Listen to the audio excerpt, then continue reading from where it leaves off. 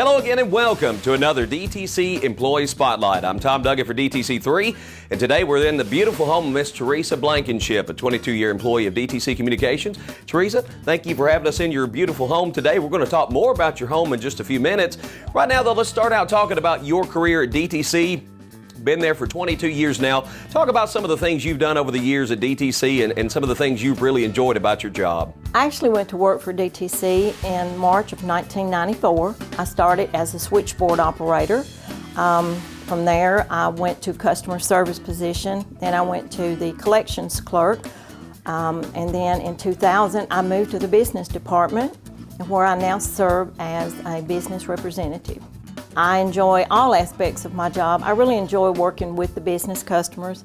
I enjoy working with special circuits, and I just enjoy my job all around. Now let's talk about Teresa Blankenship at home. And I know you and your husband David have been married for 42 years, have children, grandchildren. Let's talk about the family life and how much you enjoy that. Yes, I have been married for 42 years. We have two boys. The oldest son is Jody. He lives in Lafayette, and he works for Keystone Equity Group. He has two girls, Mary Ella. Mary Ella is 5, and Anna is 3. My other son, John, he works for Middle Tennessee Electric, and he has two little boys.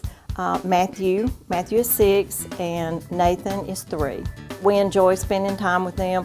They like visiting the farm and just spending time with us. Teresa, now I know both you and David grew up in a farm atmosphere, and that has a lot to do with the home that you built here in the Brush Creek community. Kind of talk about that background and how that inspired you building this beautiful log cabin here in Brush Creek.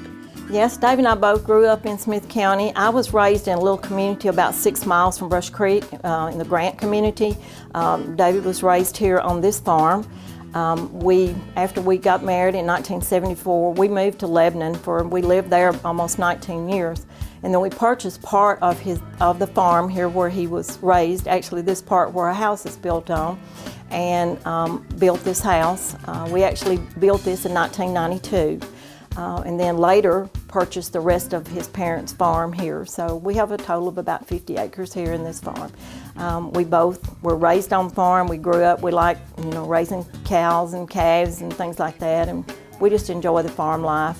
When our oldest son, I think the big decision that made us want to move back to the country, but had been wanting to, when he was going to start to high school, he didn't really want to go to a large high school, so that just kind of was the breaking point for us to decide to go ahead with our build and move back to Smith County. Now we're going to come back and talk about your home a little bit more in a few minutes, but I want to veer off and talk about a passion you developed not long after you and David got married, and that's antiques. What kind of cultivated that? What began that love of antiques back not long after you guys tied the knot? Well, as a little girl growing up, I spent a lot of time with my grandparents, and I always liked to have a little playhouse as a little girl. So my grandmother, she would give me little small dishes that, years ago, I'm sure some people remember this, they used to put little dishes in the oatmeal boxes. So she would give me those to play with, and then as I spent time with her, she would show me things throughout her house, and she would say, now, I want you to have this, when I'm no longer here.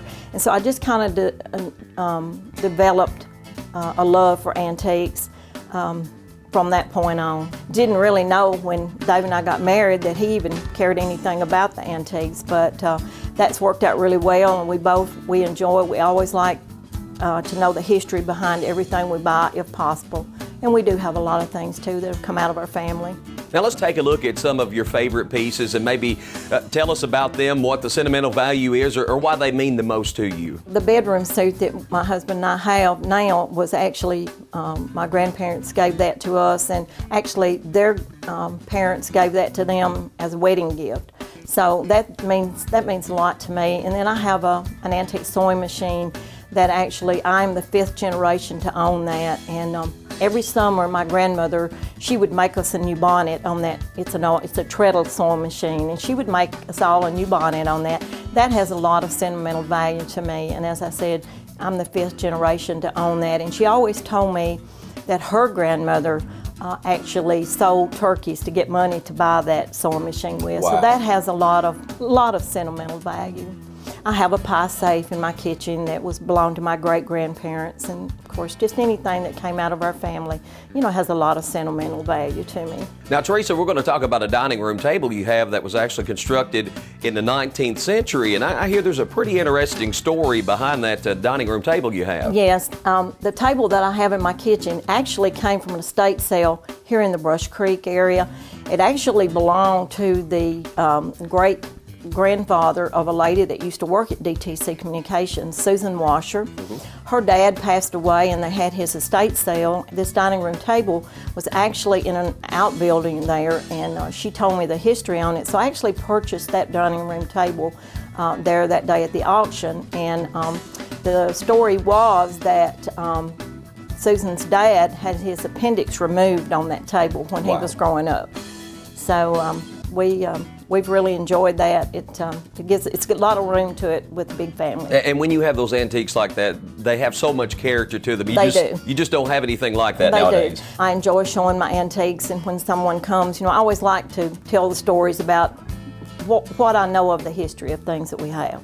Now, you mentioned some of the items that you have, the sewing machine, the pie safe, the bedroom suit, came from several generations in your family. Just talk about how much it means to you to have those items in your possession. Well, I just feel very fortunate to be able to have those things, because I know I talk to a lot of people, and they'll say, well, you're very fortunate because we don't know what went with a lot of things that was in our family. So I just feel very fortunate to be able to have those things that were passed down to me, and I look forward to being able to pass them down to my children, and just kind of keep them in the family. Now, as we take a look at this beautiful 15-acre farm out here, one other antique, if you will, is actually, I believe, an early 1800s cabin that you and David had moved piece by piece here. Talk a little bit about that and how you acquired it and how you got it here. We went to an auction sale. Actually, David went. I wasn't there. And this cabin, they were going to try to sell this cabin the day of the sale to be torn down and moved. And David had bought some things, and actually I think he had gone to pay for the things, and he found out that while he was there that they were trying to sell the cabin but didn't get a bid on it, so they decided that they would just let that cabin go with the property. So after we found that out, he contacted the owner of the property and asked him would he be interested in selling it. Well, at the time, he said no. He thought he was just going to keep it and turn it into a guest house. So David just kept calling and calling and calling, and finally he agreed to sell the cabin to us. We did find a date above the door that 1831. We don't know for sure if that was when it was constructed, but we did find that date. The story was the gentleman that lived in that, he did a lot of hunting and things like that. We found notches on the door, above the door, and we didn't really know what that meant. And we talked to the gentleman that lived there's nephew, and he informed us that he used that notching to count items that he had caught in traps, be it a possum or whatever it was. So we found a lot of very interesting things in that cabin. He made snares to use, for his trapping and things like that. And he had used just whatever he could find for chinking in that cabin, be it an old pair of overalls that had worn out or whatever. But it was just a lot of things very interesting in there that we found, and just knowing the history of it, that the gentleman that lived there. Now, Teresa, in addition to antiques, your love of antiques and this beautiful farm here, you also have a lot of other hobbies. You like to travel. You've done some artwork, woodworking. I know you love to cook.